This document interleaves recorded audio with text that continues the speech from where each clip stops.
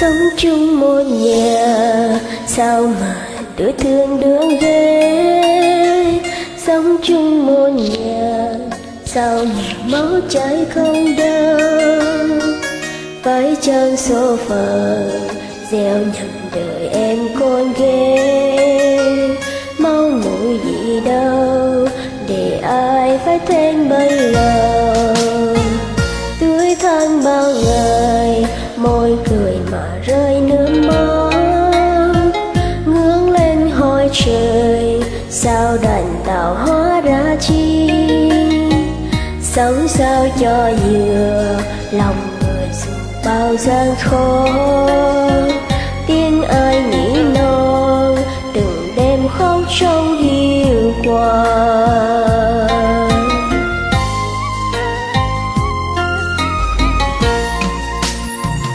Đời còn như nước về đâu cái bèo mây trôi. Ngọt nhạt bờ môi mà sao lòng người sao thắm.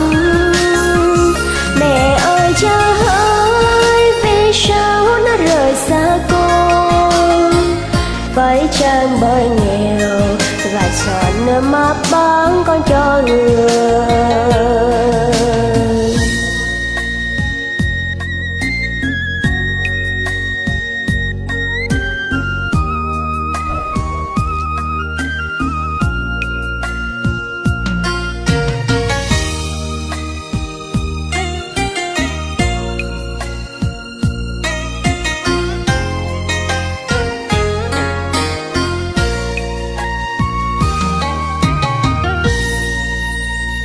Sống chung một nhà sao mà đứa thương đứa ghét.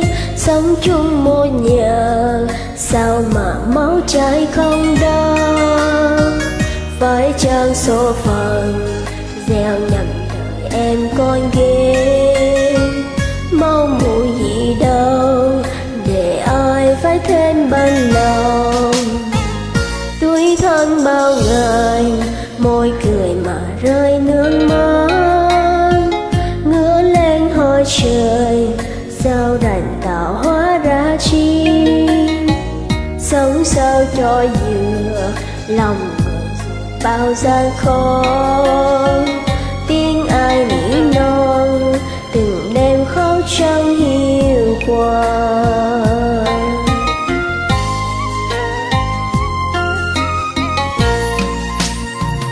Đời còn như nước về đâu cái bèo mây trôi.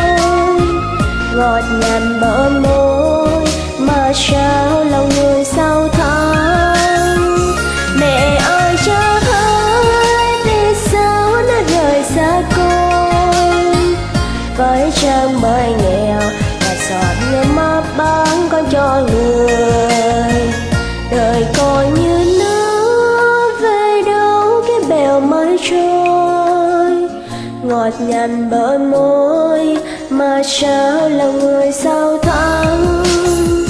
Mẹ ơi cha ơi vì sao nó rời xa con. Phải chăng bởi nghèo gạt giọt nước mắt bán con cho người. Phải chăng bởi nghèo gạt giọt nước mắt bán con cho người.